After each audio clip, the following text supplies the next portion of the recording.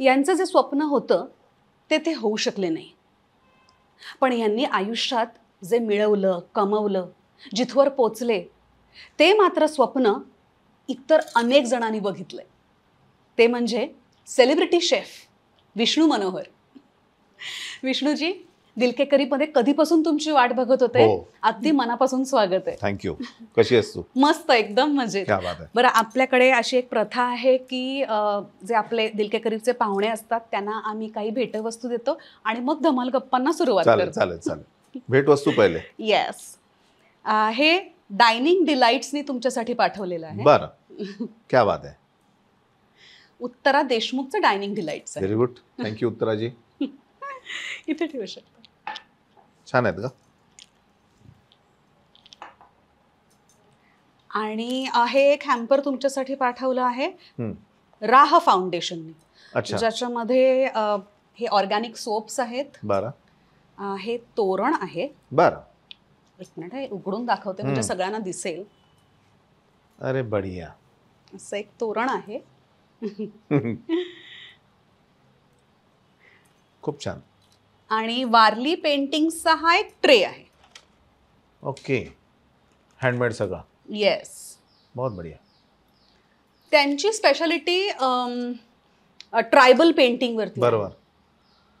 आणि नेमकं आमच्या रसोईतही अशा टाईपचेच पेंटिंग. हो ना, इथे ठेव. छान चालेल चालेल एकदम. आणि तुझ्यासाठी पण खूप काय काय आणलंय मी. खरंच? येस. अरे बापरे. सगळ्यात पहिले तुझं स्वागत. बरेच वर्षांनी आपण भेटतोय. Thank you so much, so sweet. त्यानंतर सो स्वीट.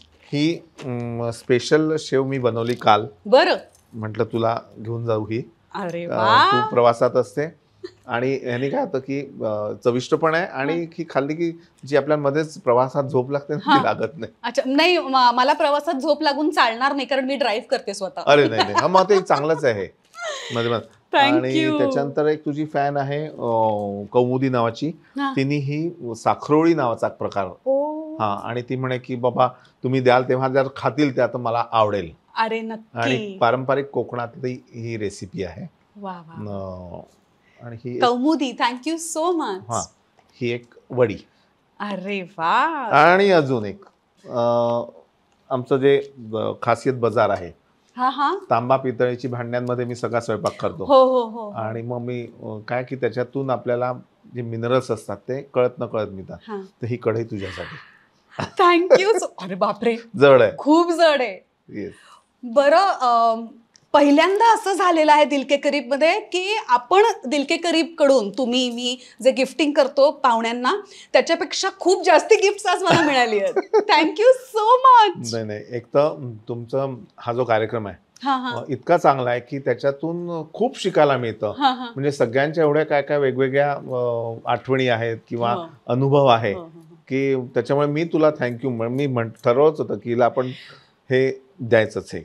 तुम्हाला माहिती आहे का, कार्यक्रमाचं नाव आहे दिल के करीब आणि विष्णूजी माझ्या दिल के करीब अगदी पहिल्यापासूनच आहेत. तेव्हा पहिल्या काही नावांमध्ये ह्यांचं नाव होतंच.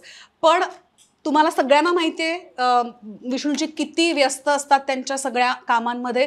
सो आज तो मुहूर्त आपल्याला काढता आला. ओके, विष्णूजी तुमच्यासाठी आणखीन एक सरप्राईज गिफ्ट आहे. बरं, सरप्राईज गिफ्ट.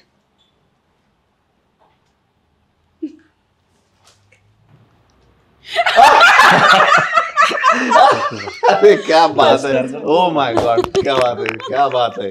अरे बढिया यार. कसं वाटलं गिफ्ट? एकदम बढिया. आता खऱ्या अर्थाने मजा येईल अजून. हे काय रे? हे वाटणं आहे.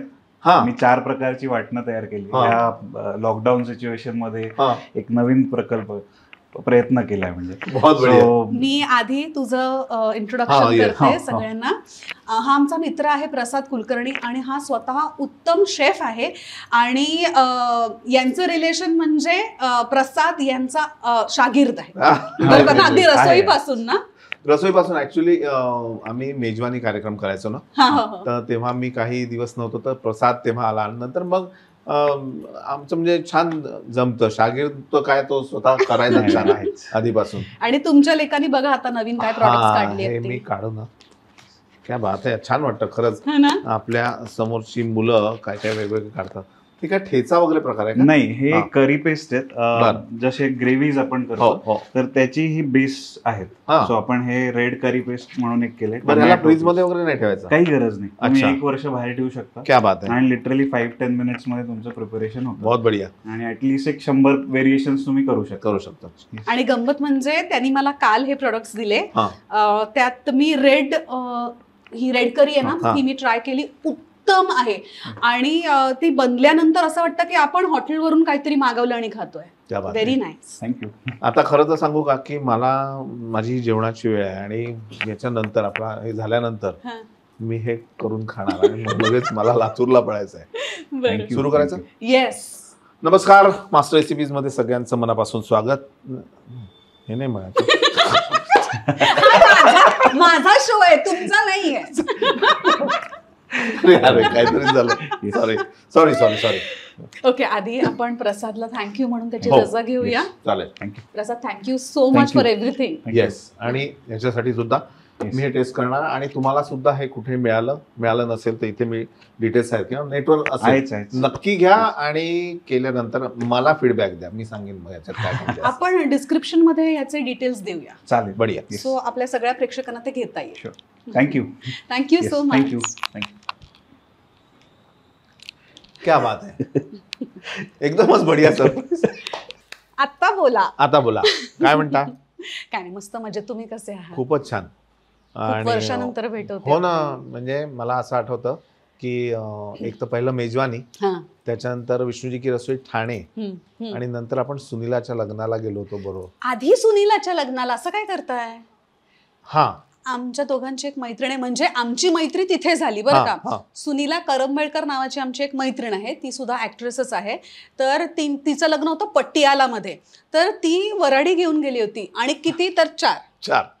मी, विष्णूजी, अमिता नांगिया आणि एक मोहित नावाचा मुलगा होता. आम्ही चौघच गेलो होतो हिच्या लग्नाला आणि खूप खूप धमाल केली होती तिथे. आपल्या दोघांची ओळख झाली आणि नंतर मग मेजवानी.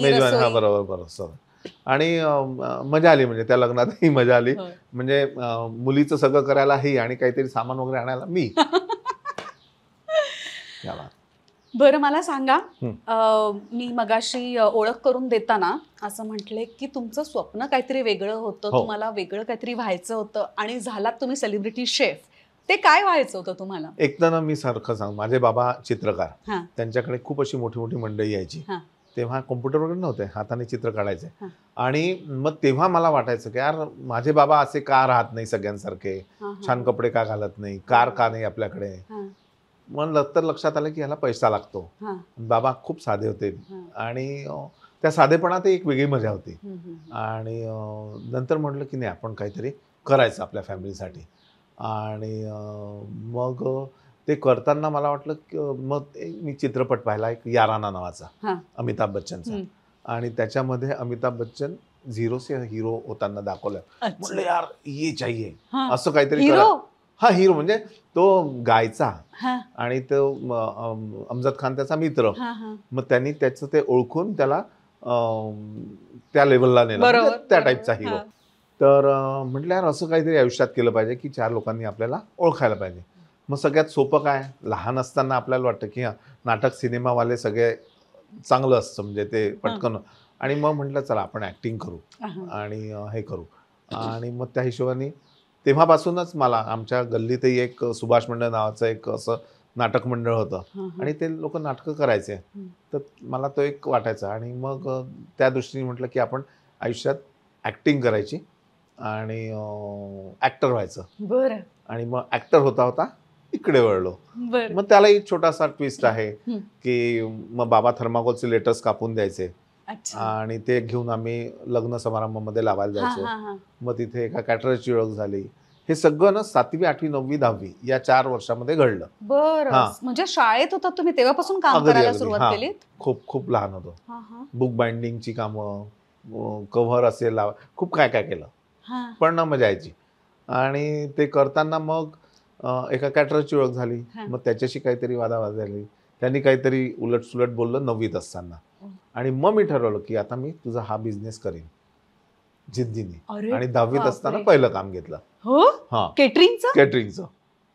आणि केटरिंगचं काम घेतल्यानंतर आनंदाने तो ॲडव्हान्स मिळाला, आईला द्यायला गेलो तेव्हा तिने पहिले तर खूप सुताडलं म्हणजे शाब्दिक, की हे काही नाही, पहिलं ग्रॅज्युएशन आणि मग हे धंदे. बरं, त्या 10वीतल्या मुलाला काम देणं हे त्या बाईचं मोठं कौतुकच असेल. मग तिला जेव्हा नाही सांगायला गेलो तेव्हा ती ओरडायला लागले की मैं नहीं दे रही थी आणि आपने जबरदस्ती काम लिया, अभी करना पडेगा. म्हणजे तुमची जी क्लायंट होती. हो, आणि ती क्लायंट म्हणजे काय, माझ्या वर्गात मित्र, त्याची आई आणि त्याचा भाऊ, ते तिघांचीच फॅमिली होती. आणि 250 लोकांचं रिसेप्शन होतं. मला अजूनही मेनू आठवतो, पुलाव, छोले, दही वडे, गुलाबजाम, पुरी, दॅट्स इट. हा, भाज्यामध्ये फ्लॉवर आणि बटाटा. आणि त्याचा रेट होता 5 रुपये पर हेड. पर हेड म्हणजे माणशी 5 रुपये. बापरे. तेव्हाच म्हणजे किती वर्ष झालेत, खूप. 86 मध्ये, 85-86. तर असा तो रेट होता. आणि मग माझा भाऊ आला होता प्रवीण, पुण्याहून. तो पुण्यात शिकायचा, सख्खा भाऊ. मग त्याला म्हटलं भैया ऐसे, आम्ही हिंदी बोलतो म्हणजे नागपूर असल्यामुळे, भैया ऐसा ऐसा हुआ यार, बोला क्या करना. तर तो म्हणजे ठीक आहे, आपण घरी न सांगता करूया ते काम. आणि मग अक्षरशः आम्ही चोरून ते काम केलं, मी, प्रवीण आणि प्रफुल्ल. आणि ते केल्यानंतर ते काम छान झालं. आणि नेमकं दुसऱ्या दिवशी केतकर मोतीवाले आमच्या बाबांचं अभिनंदन करायला आले की तुमच्या मुलांनी खूप छान काम सुरू केलं. आणि मग ते बिंग फुटलं. पण एनिवे जे काय असेल. आणि मग नंतर काय की मग एकदा, नाही, एकच मिनिट, जे काय असेल ते नाही, बाबांची रिॲक्शन सांगा तेव्हाची. बाबांची रिॲक्शन, बाबा हे होते, म्हणजे ते एकदम असे विरोधात वगैरे नव्हते, त्यांना छान वाटलं. आणि त्यांनी म्हणे की हा, छान काम सुरू केलं वगैरे वगैरे. पण नंतर मग मात्र आईंनी लीड घेतला, कारण लहान मुलं समजून काम द्यायचे नाहीत लोक. 15 वर्ष 16 वर्षाच्या मुलाला कोण काम दे. मग आम्ही आईला म्हणायचो फक्त चल आमच्या बरोबर, कोणीतरी मोठा आहे असं दिसू दे. आणि मग लोकांची अपेक्षा की ज्यांना काम देतात तर त्यांची अपेक्षा असते की त्या माणसांनी तिथे असावं. मग ती एक अडचण. म्हटलं आई तू फक्त येऊन बस, बाकी काही करू नको, आम्ही करतो सगळं. मग ते 2-3 वर्ष चाललं. पण नंतर नाव एक छान झालं बाबांमुळे. खूप म्हणजे मी म्हटलं ना, बाबांनी नाव खूप कमवलं आमचं. तर त्यांच्यामुळे चांगले क्लायंट्स यायला लागले. आणि आमचं काम वेगळं का व्हायचं, कारण आर्टिस्ट बाबा, आर्टिस्टिक सेन्स, एक त्यांना वाटायचं मी आर्टिस्ट व्हावं, म्हणजे चित्रकारिता करावी. तर तो असल्यामुळे त्या कामामध्ये प्रेझेंटेशन, मांडणी, हे सगळं जे असायचं ते वेगळं व्हायचं. आणि मग तोच आर्टिस्टिकपणा मेनूमध्ये सुद्धा यायला लागला, की वेगळ्या टाईपचा मेनू. मग छोले असेल तर त्याला अजून वेगळ्या टाईपने करणं. तर ते करता करता कुठेतरी खंत होती की अरे आपल्याला ॲक्टर व्हायचं होतं, पण हे कुठे. पण शेवटी म्हटलं अरे ही गरज आहे आपल्याला, म्हणजे याची. आणि म्हणून मग म्हटलं, कधीतरी कुठं खंत असायची की आपल्याला नेम हवा होता, आपल्याला फेम त्याच्यात व्हायचं. म्हणजे कॅटरिंगमध्ये नाव होतं, पण हे कुठेतरी होतं. पण विष्णूजी, आता ऍक्टर पेक्षाही मोठं नाव आहे तुमचं. हो, ते तर आहे. म्हणजे आय लव्ह माय लाईफ. हा, म्हणजे मी नेहमी म्हणतो, या जन्मावर या जगण्यावर शतदा प्रेम करावे. अगदी. पण गंमत कशी आहे माहिती का, मला तुम्हा लोकांचा खूप असं वाटायचं की या लोकांशी भेटता यावं, बोलता यावं, सगळ्या ऍक्टर्स लोकांशी. तूही त्या अर्थात आहेच त्याच्यामध्ये. मग काय करायचं. मग हे ठरवून केलं मी की ज्यावेळी मी रेसिपीज बनवायला, मी काय हॉटेल मॅनेजमेंट केलं नाही, आणि रेसिपीज बनवायला शिकलो. कसं, आमचा महाराज शालिग्राम महाराज हे माझे पहिले गुरु. भोला महाराज हे पहिले गुरु. एक पावभाजीवाला, त्यांच्याकडे बघत बघत काम करायला शिकलो. आणि नंतर मग स्वतःच्या रेसिपीज डिझाईन केल्या. मग रोटरी क्लबमध्ये एकदा बोधनकर मॅडम होत्या, तर त्यामुळे काय कोणी केल्या, म्हटलं मी. तर म्हणे आमच्या बायकांना शिकवा. हा, बरं, मुख दुर्बल पहिल्यापासून. हा, म्हणजे खूप असं घाबरायचो मी बोलताना वगैरे. असं वाटत नाही ना अजिबात. आताही घाबरतोय तसं, एवढी मोठी पुढे कोणाला खरं वाटेल. नाही. तर ते करताना ना मग त्यामुळे की आमच्या बायकांना दाखवा मग मी ते सुरू केलं, म्हणजे एक शो पहिला केला. तेव्हा लक्षात आलं सुलेखा की अरे आपण छान बोलू शकतो. हा जावई शोध लागावा लागतो स्वतःचा स्वतःला. आणि रेसिपीज तर छान होत्याच. आणि मग त्याला थोडं पॉलिश करत करत करत करत गेलो. आणि मग पैसे मिळाले तरी ठीक, नाहीतरी ठीक. म्हटलं ही प्रॅक्टिस करत जायची. लोकल चॅनल करायचं, लोकल चॅनल नॅशनल चॅनल किंवा मग अशी चॅनल. आणि ते खरंच झालं यार. आणि मग म्हटलं आपल्याला सिनेमातले लोक भेटतीलच बरोबर. आणि ते झालं. 2004 मध्ये मी पहिल्यांदा ETVचा शो केला. आणि रवी गुळकरी नावाचे आमचे एक ETVचे तेव्हाचे तिकडले ब्युरो चीफ होते नागपूरचे. मग त्यांनी थोडे प्रयत्न केले ETVला जायच्या पूर्वी. मग जागीरदार सरांची ओळख झाली. त्यांना पहिला इंटरव्ह्यू मी हैदराबादला दिला. खूप कष्ट करत अगदी तिथे पोहोचलो. मग तेव्हा काही झालं नाही. परत आलं. म्हटलं ठीक आहे ना, जब जमेगा जब, ठीक आहे. थोडं वाईट वाटलं. मग एकदा त्यांचा शेफ जो होता, शेफ नव्हता, ऍक्टर होता, मी नाव सांगतो, तर तो नेमका सुट्टीवर गेलेला. ते दोघं नवरा बायको. आणि यांनी मला एक 3 महिन्यासाठी म्हणून चलो जागीरदार चलो देखते असं. आणि ते केलं मग. आणि मग नंतर 3 महिने 6 महिने 9 महिने सगळं 14 वर्ष तो शो चालला. आणि हे करता करता लाईव्ह शोजही मी म्हटले तर तेव्हा 4000च्या वर ते शोज केले. दिस इज हे. आणि ते करता करता मग तुम्ही लोक मंडळी भेटला. पण तेव्हा ना तुम्हाला एक गंमत सांगावीशी वाटेल मला की 2002 साली मधु कांबीकर भेटल्या. आणि त्यांच्या बरोबर एक चित्रपट करा हैदराबादला, तांडूरला. त्याचं नाव होली बास्टर्ड, पवित्र देवदासी पुत्र. आणि त्याच्यामध्ये मी युनक केला, हिजडा. आणि मे बी म्हणजे माझ्या नशिबाने तो चित्रपट बाहेर आला नाही. तर मधुताई म्हणाल्या की जर चित्रपट आला असता तर तुला अवॉर्ड मिळाला असतं. एवढं तो छान रोल असा मिळाला होता. पण तो कुठे बघायला मिळेल आपल्या प्रेक्षकांना? हो, मिळेल बघायला. कुठे? सेन्स इंडिया फाउंडेशनची एक हे आहे, वेबसाईटही आहे किंवा पेजही आहे, त्याच्यावर हा चित्रपट मिळेल पाहायला. आणि मग त्याच्यात मी समजा ते जर झालं असतं तर मे बी आता वेगळ्या पद्धतीने आपण भेटलो असतो. पण हे खूप छान झालं जे काय आयुष्यात घडलं ना, की याच मला माझ्या पदार्थांनी मला अमेरिकेत नेलं. रेस्टॉरंट झाली. छान छान लोकांना जेव्हा खाऊ घालून जे समाधान मिळतं ना, ते खूपच मस्त असतं. विष्णूजी की रसोईची सुरुवात कुठून झाली? नागपूर. कॅटरिंगची सुरुवात तर तेव्हा झाली. त्याला जवळपास आता किती वर्ष होतील का, 30 वगैरे वर्ष होतील, 30-32 वर्ष. आणि विष्णूजी की रसोईची सुरुवात 13 वर्षापूर्वी झाली नागपूरला. आणि ती अशी झाली की आमच्याकडे जागा होती. आणि मी म्हटलं की बाबा रेस्टॉरंट असं असावं की एक फील, नुसतं जेवण वाढतोय असं नाही पाहिजे. तर म्हणून मग त्याला एक ढाब्याचा फील दिला, एक जुन्या वाड्याचा फील दिला. कारण शेवटी पूर्ण नाटक सिनेमा डोक्यात होता ना, तर तो एक सेट उभा करून त्याच्यासमोर जेवण वाढायचं, अशी ती सुरुवात झाली. आणि मग म्हटलं बेसिक जेवण आपण देऊ सगळ्यांना, तेच मिळत नाहीये. आणि ते केल्यानंतर मग जेव्हा पुण्या मुंबईकडली लोक यायची तेव्हा अरे हा कन्सेप्ट तुम्ही तिकडे का नाही आणत, पुण्यात का नाही आणत, मुंबईत का नाही आणत. म्हणून मग मुंबई पुणे किंवा त्या ब्रांचेस अशा सुरुवात केली त्याची.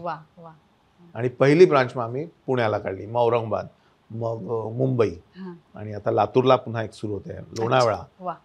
आता नंतर अमेरिकेत 3 झाल्या.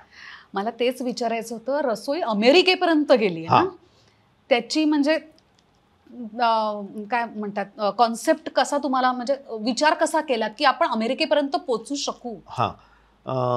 एक तर हे तुला मानावं लागेल की छोट्या गावातून एका मध्यम गावात येतो, मध्यम गावातून मुंबई पुणे, पुढे काय दिल्ली पुढे काय भारताबाहेर. हे सगळ्यांच्या डोक्यात असतं, म्हणजे शिक्षणामध्येही आपण बघतो. तर हे स्वप्न असतं लोकांचं, पण तुम्ही ते पूर्ण केलं.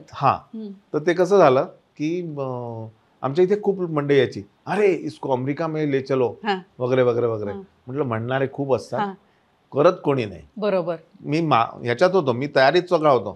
मी पासपोर्ट काढून ठेवला, मी व्हिसा काढून ठेवला. आणि म्हटलं कधीही माणसाची संधी जी असते कधी चालून येते, त्याचं सोनं करणं आपल्या हातात असतं. एकदा काय झालं की 2 कारणं झाली अमेरिकेत यायची. एक व्हिसाचं ऑफिस नागपूरला सुरू होणार होतं, आणि त्यासाठी 18 लोकांचं शिष्टमंडळ अमेरिकन ते नागपूरला आले होते. त्यातला एक त्यांचा बॉस एकदा असंच, त्याला फूडी होता, तो जेवायला आला. त्या आमच्या इथल्या एक जे हॉटेलमध्ये ते थांबले होते त्यांनी सांगितलं की हे ऑथेंटिक महाराष्ट्रीयन जेवण इथे मिळेल.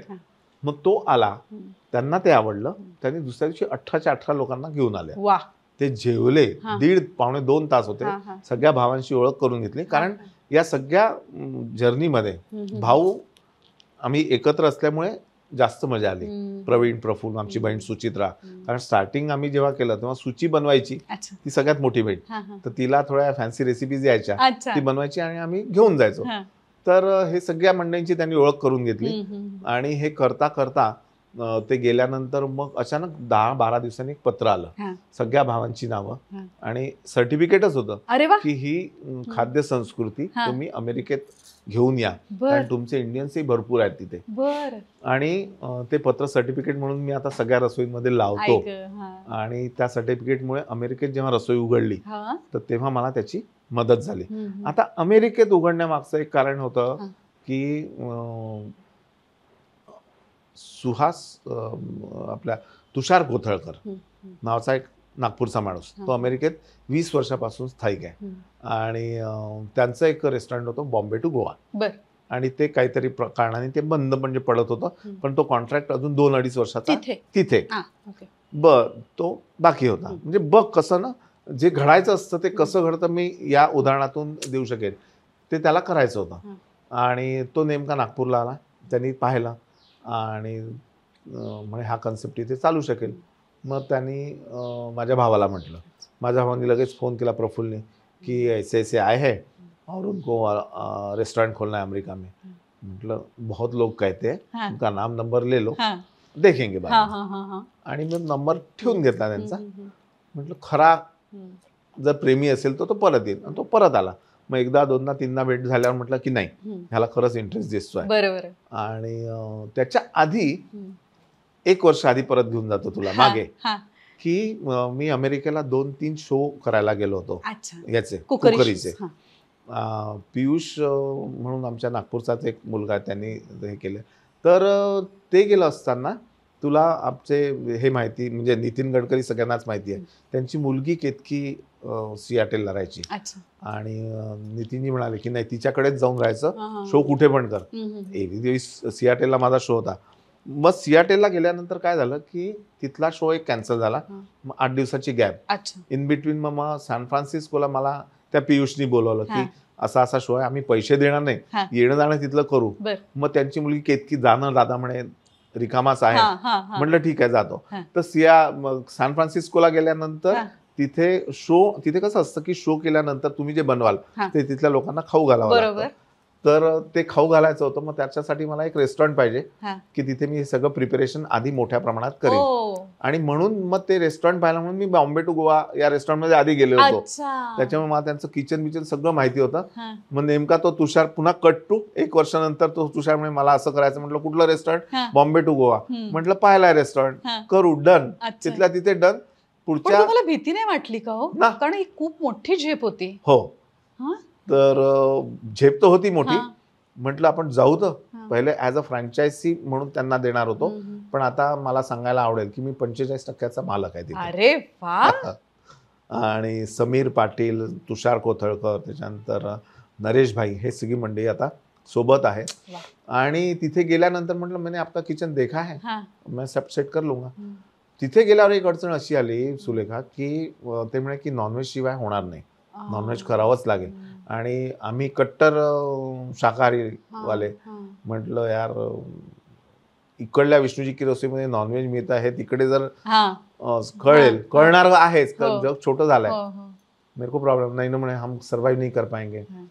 अगदी नाईलाजाने मी तिथे नॉनव्हेज सुरू केलं, व्हेज नॉनव्हेज असं, पण इकडलाच बास हाच सगळा आमचा. तर एक 3ऱ्या दिवशी एक गुजराती अशा म्हाताऱ्या अशा बाई आल्या. त्यामुळे की विष्णु जी, मैं कहीं जाती नहीं रेस्टोरेंट में खाना खाने, और नॉनवेज जहाँ है तो वहाँ जाती नहीं. पर आप हो करके मैं आई. सारा क्लियर है ना बेटा? बोले. मला हाँ बिलकुल. आणि मी त्यांना असं म्हणून आतमध्ये गेलो.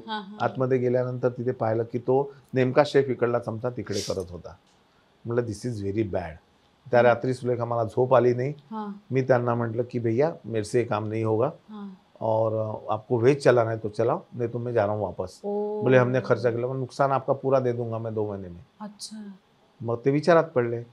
म्हटलं 1 महीना मुझे दे दो, यदि नहीं चला तो आपका खर्चा मैं दे दूंगा. अच्छा. आणि तो 1 महिना मी घेतला. ती रिस्क होती, ती रिस्क घेतली आणि अगदी पुरणाची पोळी, त्याच्यानंतर झुणका, भाकर, भरीत, पातळ भाजी, शेवभाजी, पाटोडी रस्सा, मासवडी, भरडा भात, भजा भात, मसाले भात, चिंचेची कढी, ही सगळी मंडळी त्या लोकांसाठी उपलब्ध करून दिली.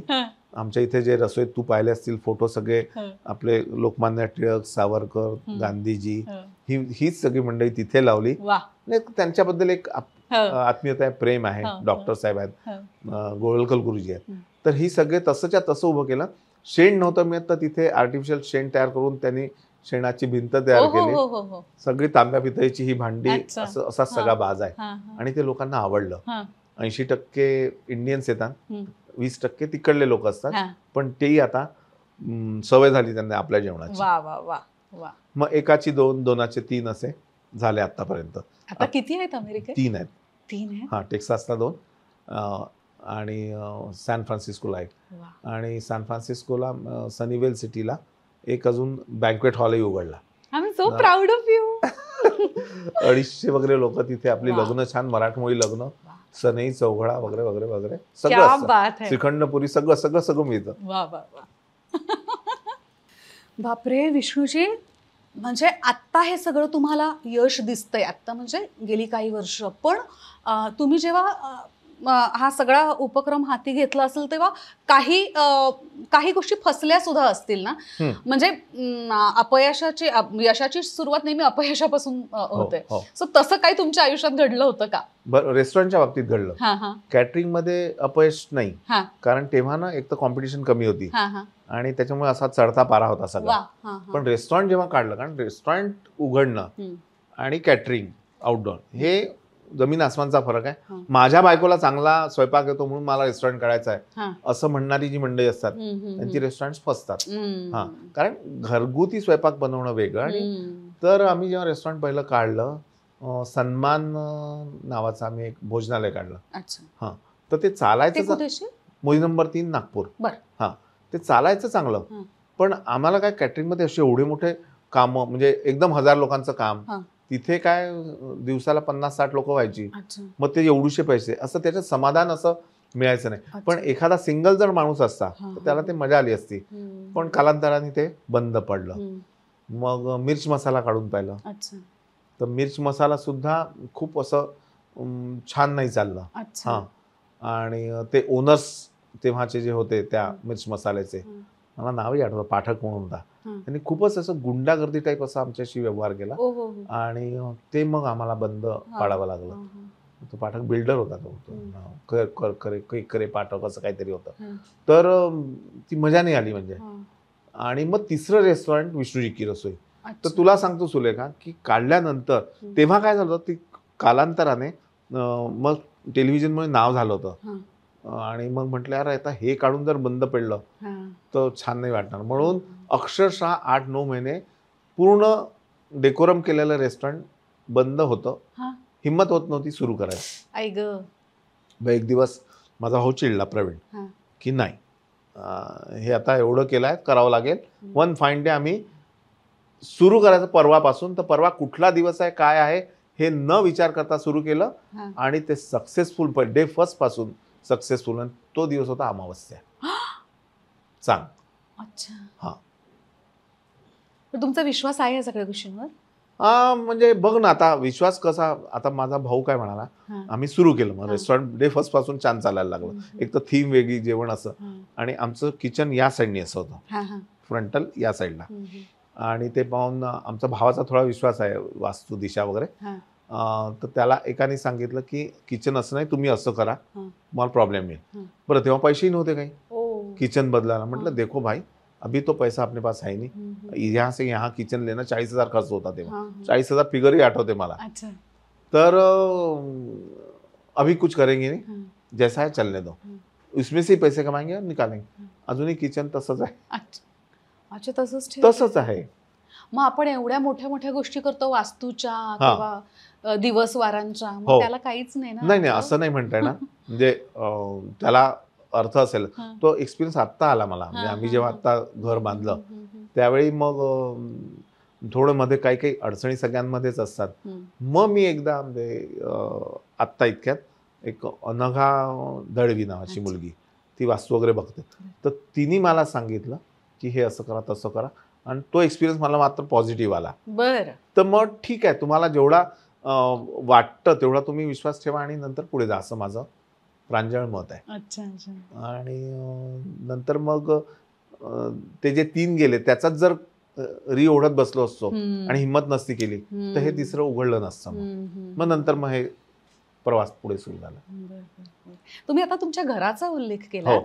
तुमचं नागपूरचं घर सुद्धा चर्चेचा विषय आहे ना? हो, चर्चेचा विषय यासाठी आहे की त्या घरामध्ये सिमेंटचा वापर नाही आहे कुठे. अच्छा. पूर्णपणे ग्रीन हाऊस आहे. बरं. स्लॅब नाही आहे, फरशा टाकल्या आणि जवळपास 12,000 स्क्वेअर फुटाच्या एरियामध्ये ते केलेलं आहे. बापरे. हो. आणि म्हणजे नॅचरली पॅलेसच आहे. म्हणजे पॅलेस नाही म्हणतात, घर म्हणता येईल त्याला. हो. आणि मॅक्झिमम जागा मोकळी आहे आणि 2,500-3,000 स्क्वेअर फूट बांधलेला आहे. पण अशा जुन्या पद्धतीने त्याच्यामध्ये चुना, गूळ, गुगूळ, रेती, डिंकाचं पाणी, घोड्याचे केस, असं सगळं जे जुन्या पद्धतीने जसं घर बांधायचे तसं ते बनवलेलं आहे. आणि आम्ही सगळ्यांनी मेहनत केली आहे घरच्या मंडळींनी. म्हणजे तेव्हा तर आता सगळ्यांची आमची लग्न झाली होती.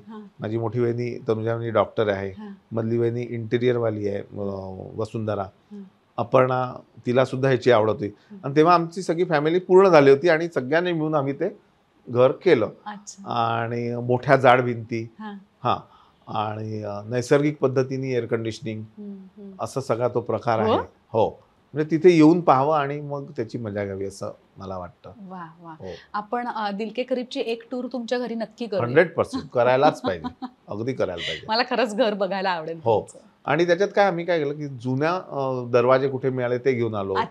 लाकडी खांब मिळाले ते घेऊन आलो. एक पियानो माझ्याकडे 150 वर्ष जुना आहे, तो गोव्याहून आणला. हे असं सगळं गोळा केलं आणि ते घर तयार केलं. खऱ्या अर्थाने नाही का, चिमणी एक एक तिनका घेऊन येतं तसं आम्ही गोळा केल्या जुन्या वस्तू. आणि त्याच्यातूनच मला अँटिकची आवड निर्माण झाली. आणि मग ते घडत गेलं सगळं असं. हे सगळं जमवायला, म्हणजे आज तुम्ही ज्या पदावरती आहात ते सगळं जमवायला घरचा पाठिंबा खूप महत्वाचा असतो. खूप जास्त. आणि तुम्ही सतत तुमच्या भावांचा उल्लेख करताय. सो तुमचे भाऊ भक्कमपणे तुमच्या पाठीशी उभे होते ना? भाऊ आणि आता बायको, वहिनी. कारण अमेरिकेत आता 7-7 महिने मला राहावं लागतं. तर माझ्या मागे मग शेवटी संसार सगळ्यांचा असतोच की नाही. तर ते जर नसतील पाहत तर शक्यच नाही. म्हणजे या भावांबरोबर माझे अजून एक्सटेंडेड जी आमची फॅमिली आहे, म्हणजे त्याच्यात गौरव आहे, विजूचं नाव घेता येईल. गौरव म्हणजे पुणे आणि पुण्याच्या आसपास जी रसोई आहे तो गौरव सगळं पाहतो.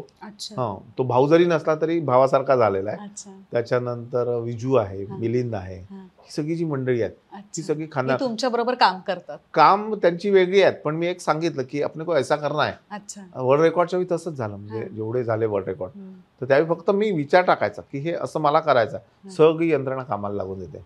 मग आमचा एक मैत्री परिवार नावाचा एक ग्रुप आहे. भेंडे साहेब, पेंडके साहेब, ही सगळी मंडळी त्याच्यात लागतात आणि मग तो सक्सेसफुल होता. म्हणजे 11 वर्ल्ड रेकॉर्ड झाले जवळपास. त्याच्याबद्दल सांगा ना. ते कसे घडत गेले ग. ते मागाशी मी जसं सांगितलं की ते अमेरिकेचं घडायचं होतं म्हणून ते सगळ्यात तार जुळत गेल्या. तर हे वर्ल्ड रेकॉर्ड करणं म्हणजे असं माझ्या काही मनात नव्हतं कधी की आपले को करणार आहे वगैरे. सुचलं कसं पण तुम्हाला?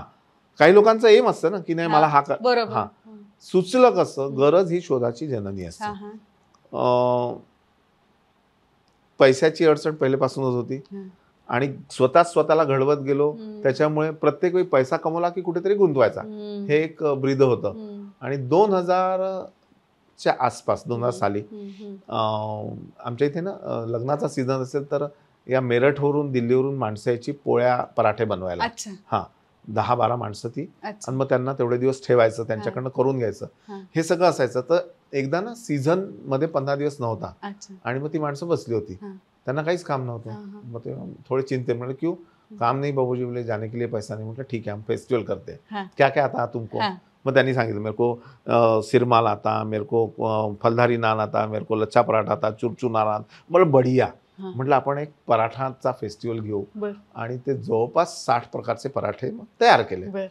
आणि तो फेस्टिवल घेताना पुंजी सगळी लागली, ऍडव्हर्टाईजला पैसे नाही. मग काय करायचं? मग आमचा एक मित्र, काय नाव, आजतक नावाचं जे चॅनल आहे त्याचा एक मनीष अवस्थी म्हणून मित्र, तर तो ब्युरो होता. म्हणलं यार मनीष, इसकी यार तू, बोले देख यार विष्णु, ऐसा नहीं होता, तू कुछ तो उसमें अलग कर, उसकी न्यूज बने. कोई बड़ा पराठा वगैरे बना है बोले पहले. मग मी पाहिला तसं काही रेकॉर्ड बिकॉर्ड नव्हता. म्हटलं मैं बनाता हूँ.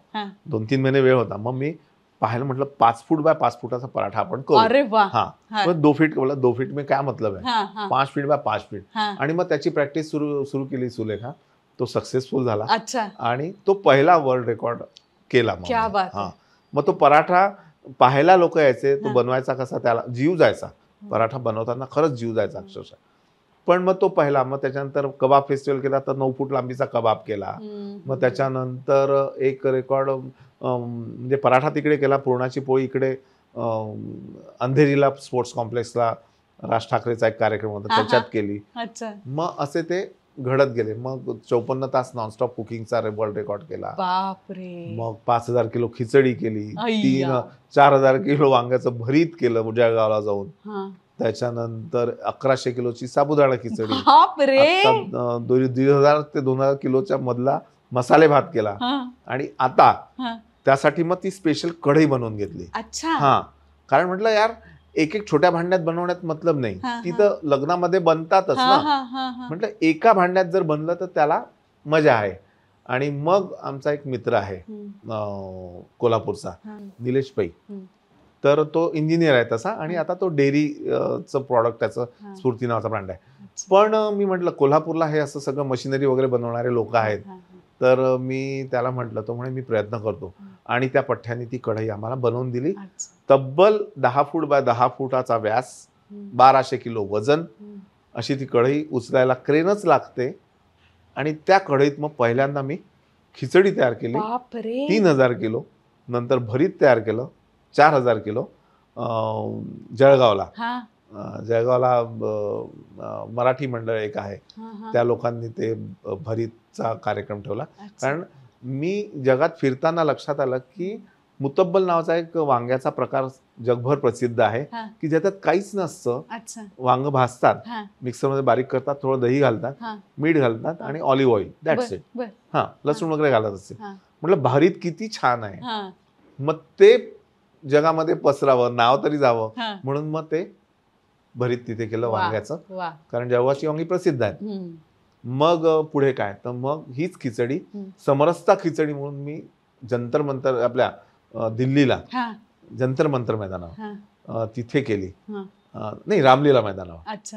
आणि तेव्हा मग काय केलं की दिल्लीतले ते सगळे लोक होते, त्यांच्याकडनं मुठभर तांदूळ, गहू असं जमा करून मग ती सगळ्यांना, ती 25,000 लोकांना वाटली तिथे. आणि नंतर मग आता उपासाची खिचडी साई मंदिरसाठी, असं ते घडत गेलं. 11 वर्ल्ड रेकॉर्ड्स केलेत तुम्ही आतापर्यंत. वेगवेगळे. आणि आता ही कढई घेऊन मे बी देवाची कृपा जर झाली तर बृहन महाराष्ट्र मंडळाचं अधिवेशन, यावेळी सगळी व्यवस्था मला पाहिजे जेवणाची 2022 मध्ये. तर तिथे व्हिगन बिर्याणी 3000 किलोची बनवणार. तर मला वाटतं कदाचित ही कढई जी आहे ती जहाजाने 7 समुद्र पलीकडे जाईल. म्हणजे आता जर मला कोणी विचारलं की आता पुढे काय विषय, म्हटलं हीच विषय की कढई घेऊन जायचं, अमेरिकन्सला व्हिगन बिर्याणी खिलवायची. क्या बात आहे, क्या बात आहे, मस्त. विष्णूजी, मलाच एकटीला नाही तर अख्ख्या महाराष्ट्राला सुद्धा नाही तर अख्ख्या जगाला तुमचं खरंच खूप कौतुक असेल. पण सगळ्यांना माहिती आहे का, काही कारणास्तव शिक्षण तुमचं म्हणजे तुम्ही पूर्ण नाही करू शकला, बरोबर? तुम्हाला आत्ता त्याची खंत वाटते का? नाही, गंमत कशी आहे, मला खंत नाही, मला मजा येते. की जेव्हा मला आई म्हणाली होती की पहिले शिक्षण कर, ग्रॅज्युएशन कर, तर मी ग्रॅज्युएशन ओपन युनिव्हर्सिटीमध्ये केलं. बरोबर. म्हणजे मला छान वाटतं. मी नागपूरचा पहिला विद्यार्थी आहे की ज्याला 64% मार्क मिळाले होते ग्रॅज्युएशनला. तेव्हा 60 विद्यार्थी होते पहिले ओपन युनिव्हर्सिटी जेव्हा उघडली. आणि त्याच्यानंतर हॉटेल मॅनेजमेंटचं असं काहीच केलं नाही, पण 52 पुस्तके मी लिहिली. पुस्तकं लिहिण्याची पण एक गंमत घडली, त्याचाही एक किस्सा आहे, तो पहिले सांगतो आणि मग पुढचा सांगतो. तो किस्सा असा आहे की मी तुला म्हटलं की मागाशी मी कुकरी शो करायचो, पैसे मिळायचे नाही. मग पैसे कसे कमवायचे? बेसिकली बिझनेस हा पहिल्यापासून होता. मग पैसे कसे मिळवायचे? कारण ऍटलिस्ट मी जे काय सामान घेऊन जातो त्याचे तर निघायला पाहिजे. मग मी काय करायचो की मला एक लक्षात आलं की बायकांना कुकरी शो पाहण्यापेक्षा शेवटी जे काय आपण देतो ना लिहिलेलं, त्याच्यामध्ये खूप इंटरेस्ट आहे. मग त्याच्याशी थोडेसे पैसे खर्च करायला त्या तयार असतात. आणि मग मी ते झेरॉक्स न्यायचो. मग म्हटलं झेरॉक्स महाग पडतं, मग मी छोटे पुस्तिका छापली. मग तिथे समजा 5 रेसिपी दाखवल्या 7, तर मी 15 ते 20 रेसिपीजचं ते छोटी पुस्तिका 2-2.5 रुपयाला मला कॉस्टिंग रोटा प्रिंट करायचो, 10 रुपयाला विकायचो. किती पट फायदा व्हायचा. आणि तसे ते पुस्तक पहिलं माझं निघालं बेसिक ग्रेव्हीजचं. आणि मग ते करता करता 52 पुस्तकं अशी निघाली. आणि मग इथे शिक्षण नको होत, म्हणजे लिहिता वाचता येणं गरजेचं होतं, पण चांगलं लिहिणं हे सुद्धा मग काही लोक मदतीला आली. पहिल्यांदा मला लिहितं केलं त्या आमच्या जोशी मॅडम होत्या सकाळमध्ये मुंबईला. आणि नंतर मग जयश्रीताई, त्याच्यानंतर मनीषा सोमण आपली मैत्रीण आहे, यांनी कसं छान लिहायचं हे मी त्यांना विचारतो. मला येत नाही, तर अलंकारिक भाषा आहे ते. आणि भाषेचा आता आमच्या विदर्भाची भाषा वेगळी, कर्ण बे जाऊन राहिला का येणं लवकर, तर ती भाषा सुधारण्याचं काम कवितांनी केलं. लाड एकत्र शो करायचं तेव्हा विष्णूजी असं बोला असं बोला ती सांगायची. तर हे सगळे संस्कार वेगवेगळे हे गुरु तुमच्यासारखे मिळत गेले ते झाले. आणि मला आता सांगायला आवडेल की नुकतंच म्हणजे 15 दिवसापूर्वी मला MGM युनिव्हर्सिटी जी आहे औरंगाबादची, त्यांनी प्रोफेसर एमिरॅट्स ही पदवी दिली आणि मी आता प्रोफेसर झालेलो आहे. आणि हे जेव्हा मी माझ्या आईला सांगितलं की 50ला पोहोचला तुझा मुलगा प्रोफेसर झाला, त्याला नोकरी लागली, रडली माऊली तेव्हा. तर हे असे काही काही मुवमेंट्स असतात की ते घडून जातात आयुष्यात. हे मनातही नव्हतं ना असं. आणि त्यासाठी मी धन्यवाद देतो आमचे कदम सर. ते 3-4 वर्षापासून ते म्हणत होते. त्यानंतर मग कुणाल सर, जोशी सर आत्ता आमच्या बरोबरचे आहेत, आणि सपकाळ सर जे आत्ता डीन म्हणून आले. आणि योगायोग पाहत ते डीन नागपूरला होते, मग इथे आल्यावर इथे अरे तुम्ही इथे कसं असं झालं, सगळं घडत जातं. मला हे सगळं तुमचा प्रवास ऐकताना असं वाटतं की देवाने तुमच्यासाठी सगळं काही इतकं व्यवस्थित सविस्तर लिहून ठेवलेलं आहे की म्हणजे तुम्हाला काही टेन्शनच नाही आता. टेन्शन असतंच ऑलवेज. म्हणजे प्रत्येक एपिसोड, आता मास्टर रेसिपीज मध्ये सुद्धा प्रत्येक रेसिपी बनवताना इतकं खोलात शिरून करत असतो. ते टेन्शन असतं की आवडेल की नाही, मग आवडेल याच्यात काय प्रश्न येऊ शकतील, असं सगळं जे असतं. आणि टेन्शन असा वसुलेखा, त्याच्याशिवाय ते काम छान होत नाही. आपण इझिली करत गेलो ना तर तुला सुद्धा तो अनुभव असेल. इझिली तर झालेलंच नाही, तुम्ही खूप कष्ट घेतले तो आयुष्यभर. आणि अजूनही म्हणजे अजूनही हाताचा वास घेतला तर त्याला कांदा लसणाचा वास असतो. असं नाही की बा आता इथे गेलो तर आपण किचन मध्ये जात नाही वगैरे, असं काहीच नसतं. आणि परवाचा तो मसाले भात केला किंवा इथे मिसळ केली पुण्याला 8000 किलो, तर जीव जातो ग, जीव जातो, पुनर्जन्म होतो असं समजा. आणि शेवटी जे काय होतं ते समाधान असतं. विष्णूजी, तुमचा लेख आदिनाथ तो सुद्धा तुमच्या पावलावर पाऊल ठेवतोय का? तुला आठवत असेल तू एकदा तुझ्या मुलीला घेऊन आली होती मेजवानीमध्ये. ती 9 वर्षाची होती आणि तिने तुमच्या बरोबर एक रेसिपी केली होती. बरोबर. तेव्हा मी म्हटलं की मला आदिनाथची आठवण येते, तोही हिच्या एवढाच आहे. आणि त्याचा एक किस्सा सांगावासा वाटेल मला. सांगा ना प्लीज, आम्हाला खरंच आवडेल ऐकायला. की त्याला कुकिंग मध्ये इंटरेस्ट आहे. आणि तसे आमच्या घरात 4 मुलं. मधल्या भावाला 2 मुली, म्हणजे वसुंधरा वहिनी प्रफुल्ल जे आहेत त्यांना 2 मुली. एक मुलगी आता डॉक्टर होते, एक मुलगी आता लंडनला गेली शिकायला. मोठा भाऊ प्रवीण, त्याला एक मुलगा श्रेयस त्याचं नाव, तो अमेरिकेतून ग्रॅज्युएशन कम्प्लीट करून आला क्रिएटिव्ह रायटिंगचं. आणि आता तो इथे स्टँडअप कॉमेडी करतो आणि अनुराग कश्यप बरोबर त्याच्या ग्रुपमध्ये वा लिहिण्याचं वा काम वा. करतो. आणि या लाईनशी काही संबंध नाही. हे सांगण्याचं कारण हे, म्हणजे आता जे काय करीन ते फक्त आदिनाथ सांभाळेल, कारण त्याला याच्यात इंटरेस्ट आहे. पण तो म्हणे बाबा मी किचन मध्ये करीन पण येणार नाही, मला मॅनेजमेंट करायला, मी 5 स्टार हॉटेलचा मॅनेजर राहीन म्हणे, पण हे नाही करणार. म्हटलं ठीक आहे. पण गेल्या लॉकडाऊन मध्ये त्याचं वजन जे 103 किलो होतं ॲट द एज ऑफ 15 आणि ऐकायचं नाही. शाळा अशी म्हणजे खूप मजा, तसा छान ऐकायचा, म्हणजे तसा ऐकायचा पण अभ्यास कर व्यायाम कर असं ऐकायचा नाही. तर आदिनाथचं काय झालं की एकदा आदिनाथच्या शाळेत कधीच गेलो नाही मी as a parent. Parents meeting वगैरेला कधीच नाही आपण सगळं, कारण मी घरातच नसायचो. आणि एकदा त्याच्या शाळेत गेलो ॲज अ चीफ गेस्ट म्हणून. आणि आदिनाथ म्हणजे अकॅडमिक असा खूप छान नव्हता. तर एकदा टीचर त्याला रागवल्या की अरे तुझे बाबा आले होते भाषण द्यायला आणि एकदा मग तू असा का वागतो, अभ्यास का नाही करत वगैरे वगैरे. आणि मग एकदा त्याच्या आईचं त्याचं बोलणं मी ऐकलं. त्याची आई म्हणत होती, म्हणजे अपर्णा, ती म्हणत होती की अरे एकदा तर मला असा चान्स मिळू दे की तुझ्या टीचर समोर मी छान आनंदात जाईन, प्रत्येक वेळी बोलणी खाऊन कशी.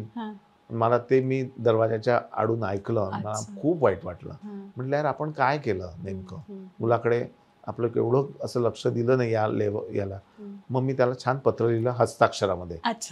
3 पानी पत्र लिहिलं आणि त्याच्यात सगळं लिहिलं की आम्ही कसे घडलो, आमच्या आईने किती कष्ट घेतले आम्हाला बनवायला, म्हणजे परिस्थिती नसताना सुद्धा तिने खूप छान शाळेत टाकलं आणि आम्ही करंट आहे की कसे झालो वगैरे वगैरे. आणि म्हटलं जे कमवायला मला वयाचे 45 वर्ष लागले, म्हणजे 100 किलो वजन, ते तू 15 वर्षी केलं, हे का केलं तू. म्हटलं असं लिहिलं. मग त्यांनी ते पत्र वाचलं, मी पाहिलं हा वाचतो का. त्यांनी कढी करून ठेवलं आणि म्हटलं दे पत्र आईला दाखव. नाही आईला नका दाखव म्हणे, माझ्याजवळ राहू द्या. मग तो 2-3दा वाचताना दिसला. आणि त्याचा रिझल्ट सांगतो सुरेखा तुला की 10वी मध्ये 87%. वाव. येस. त्याच्यानंतर लॉकडाऊनमध्ये त्यांनी इतकं, म्हणजे माझ्याबरोबर ठीक आहे मी नाही झालो कमी, पण मी त्याला रोज घेऊन जायचो. आता त्याचं वजन 74 वगैरे असेल, कमीच असेल. हाईट झाली 6 फूट 2 इंच. डाएट इतका व्यवस्थित घेतो आणि शिस्तबद्ध, पूर्ण व्यायाम, जिम एकदम बढिया, आणि फुल टाइम अभ्यास. आणि त्याला आता हॉटेल मॅनेजमेंट करायचं आहे, त्यामागे तो लागलेला आहे. कमाल. तर अशी गोष्ट असते. तर मे बी आईचे कष्ट म्हणजे आहेतच. आणि मी म्हटलं की माझे घरचे, जशी वहिनी माझी डॉक्टर आहे, तर तिचा एक किस्सा सांगावासा वाटेल मला. नेहमी घर विचारतात तुम्हाला कोणाच्या हातचं जेवण आवडतं, तर मी म्हणतो की काही गोष्टी आपणाच्या, आणि मला जे सगळ्यात जास्त आवडतं, मला वरण भात सगळ्यात जास्त आवडतं. तर म्हटलं वरण मग मला वहिनीच्या हातचं आवडतं. मग तेव्हा म्हणतात अरे मग बायको रागवेल की. म्हटलं नाही रागवणार, कारण वहिनी आमची डॉक्टर, तर ती काही शिकली नव्हती तिच्या माहेरी.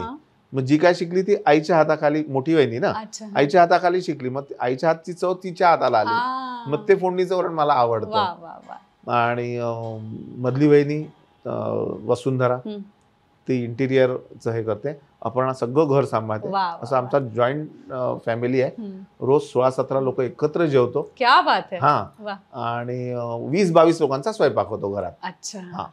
कारण बाकी मग आमचे जुने काही माणसं, ड्रायव्हर, आईचं पाहणारा, बाबांचं पाहणारा. बाबा आता गेले, पण बाबांबद्दल एक सांगावंसं वाटेल की मनस्वी असा कलाकार होता तो, चित्रकार होते. त्यांना वाटायचं मी चित्रकारिता करावी, आईला वाटायचं मी गावं, कारण ती गाण्यामध्ये खूप तिने विचारात केलं होतं. आणि ग्वाल्हेर घराण्याची गायकी होती तिची, बैठका तिच्या चालायच्या. म्हणून तिने माझं नाव विष्णू ठेवलं, कारण माझ्या वडिलांचं नाव दिगंबर, आणि विष्णू दिगंबर पलुसकर हे खूप मोठे गाणारे होऊन गेले. पण तिला माहित नाही, मग खाणारा झालो होतं. तुम्ही गाता ना? हो. आमच्या सगळ्या प्रेक्षकांना काय ऐकवाल? कैलाश खेर मला खूप आवडतो. एक तर खूप साधा आहे माणूस तो, आणि तो स्वतः गाणी बसवतो, लिहितो.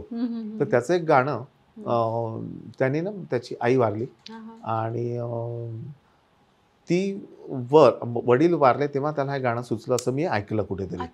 की मग ती त्यांचं स्वागत कसं करेल, असं त्यांनी ते लिहिलं.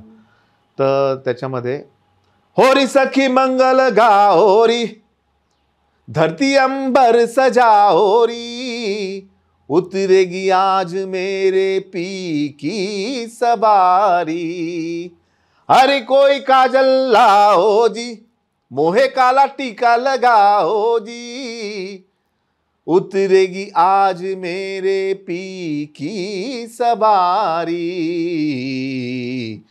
लक्ष्मी जीवारो नजर उतारो, आज मेरे पिया घर आवेंगे, आज मेरे पिया घर असं ते गाणं आहे.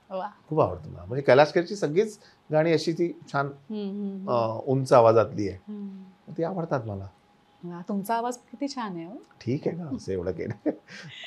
याला ना प्रॅक्टिस सगळ्या गोष्टींना लागते, रियाज लागतो. आणि मी आता म्हणजे हळूहळू करतो, मजा येते मला.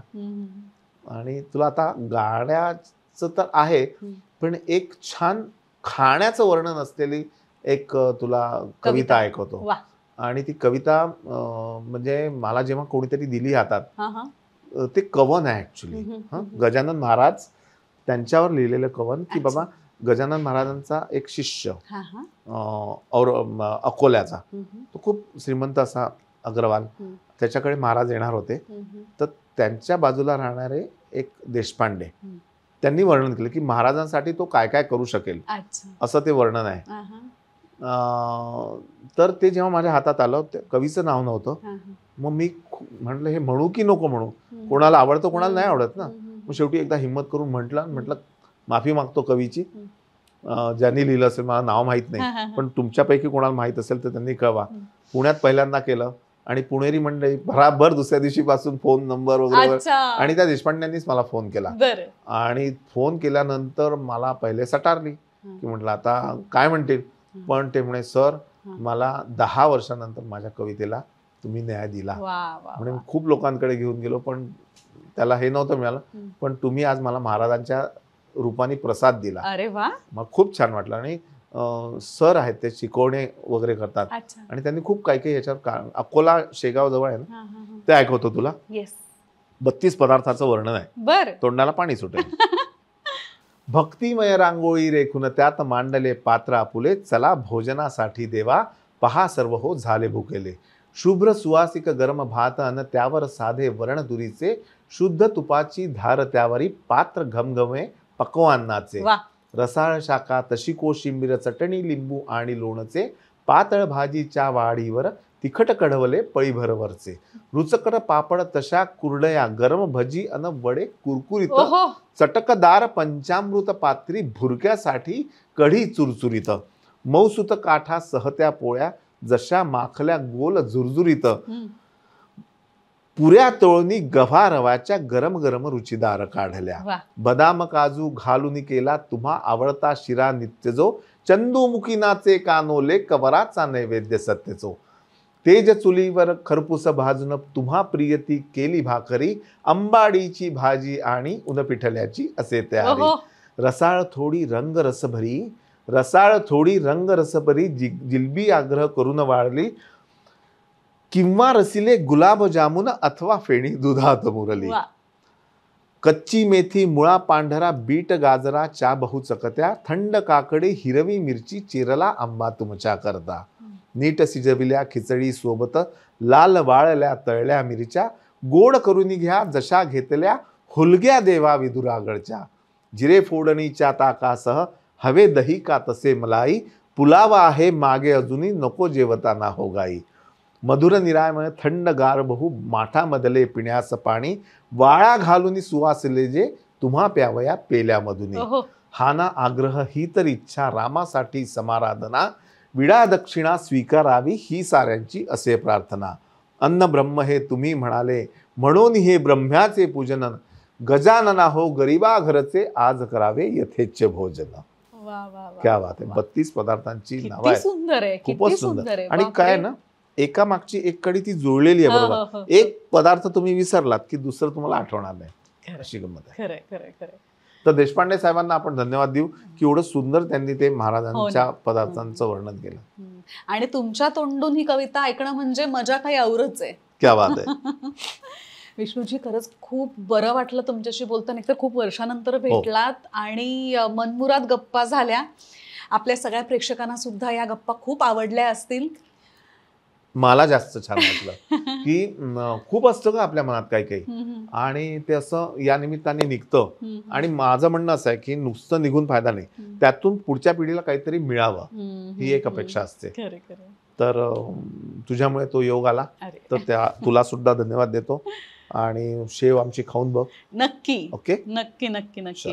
आणि गेल्या वेळेस योगेश फुलफगरला आणि माझ्या आई वडिलांना घेऊन मी रसोईमध्ये आले होते, तसं माझ्याकडे फोटो सुद्धा आहेत. क्या बात आहे. मी पण काही फोटो शेअर करतो की मी पहिल्यांदा जेव्हा पाणीपुरीचा स्टॉल लावला ऍट द एज ऑफ 15, तेव्हा मी कसा दिसत होतो. अच्छा, तो फोटो. वा, क्या बात आहे. खरंच खरंच खूप मज्जा आली. आणि तुमचा हा जो प्रवास आहे तो कायमच असा वरच्या ग्राफमध्ये जाऊ देत, अशी माझ्याकडून एक काय म्हणतात, मी काय तुम्हाला असं ब्लेसिंग देऊ शकत नाही, मी कदाचित लहान असेल तुमच्यापेक्षा, पण माझ्याकडून आणि आपल्या दिल के करीबच्या सगळ्या प्रेक्षकांकडून तुम्हाला ऑल द बेस्ट. आणि मला माहिती आहे, मी जर तुम्हाला व्यवस्थित ओळखत असेल तर तुम्ही इथे गप्प बसणार नाही. अमेरिकाच नाही तर जगभर तुम्ही विष्णूजी की रसोई पसरवणार आहात. सो ऑल द बेस्ट आणि खूप खूप खूप खूप शुभेच्छा. आणि सुलेखा, तुझ्या सकट ही सगळी मंडळी दिल के करीब. Thank you so much. आणि तुम्ही सगळे पाहत राहा दिल के करीब.